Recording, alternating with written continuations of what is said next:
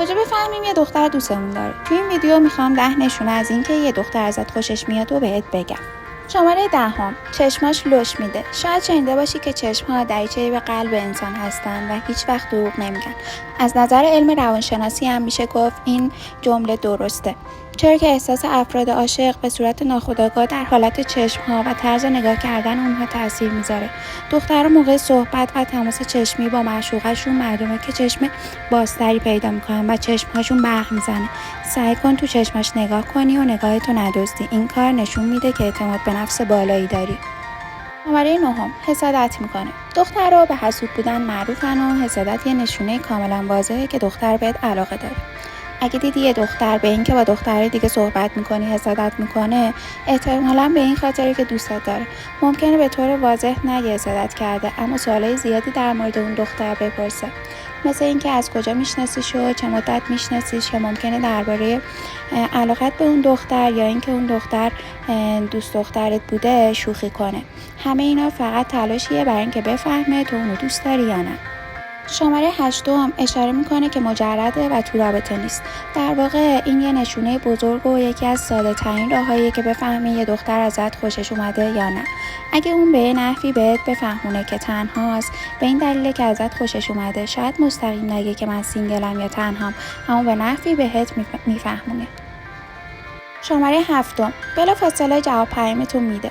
خیالت تخت باشه که دختر تقریبا همیشه تلفنش همراهشه. اگه بهش پیام میدی اما اون بعد از یه مدت طولانی جوابتو میده، بهتر از فکرش بیرون بیای. اما اگه فوراً و در کمترین زمان ممکن جوابتو میده و صحبت رو ادامه میده، قطعا ازت خوشش میاد. اگه بهت علاقه داشته باشه، نمیذاره گفتگوتون قطع بشه. اما این هم یادت باشه که هر کسی مشغله خودشو داره و اگه زود جواب نمیده به این معنی نیست که بهت علاقه نداره. کافیه چند بار امتحان کنی تا نتیجه رو ببینی. شماره 6، در موردت کنجکاوه. یکی از قوی ترین سیگنالایی که یه دختر میده اینه که ازت یه سری سوالا میپرسه، مثل اینکه شغلت چیه و چند سالته و از این مدل سوالا.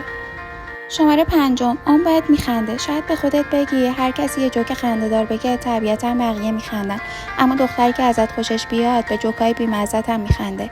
هیچ فرقی هم نمیکنه که تو دنیای مجازی باشه یا واقعی. اگه تا اینجا با این ویدیو حال کردی، ما رو سابسکرایب کن و لایک بگو. شماره 4، غیر مستقیم پیگیرت میشه. یعنی چی؟ یعنی اینکه به بهانه مختلف بهت پیام میده یا حتی بهت زنگ میزنه. این هم یکی از اون سیگنالاییه که باید خیلی بهش توجه کنی. شماره 3، موقع ورود نگاهش به سمتت جلب میشه.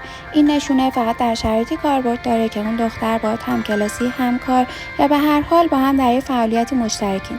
در این شرایط سعی کن بفهمی اون دختر زمانی که میدونه تو توی اون دور و بر هستی حواسش بهته یا نه. اگه ازت خوشش بیاد، موقع ورود چشماش دنبالت میگرده تا تو رو پیدا کنه. اینجا وقتی چش تو چش شدین، 2 تا حالت اتفاق میفته. یا اینکه لبخند میزنه و کاملا با خوشرویی برخورد میکنه، یا اینکه روشو برمیگردونه و با بی‌اعتنایی طوری وانمود میکنه که به دنبالت نمیگشته. در هر دو صورت اگه اون دختر هر بار که وارد اتاق میشه با نگاهش دنبالت میگرده، یعنی بهت علاقه داره. شماره 2، زبان بدنش.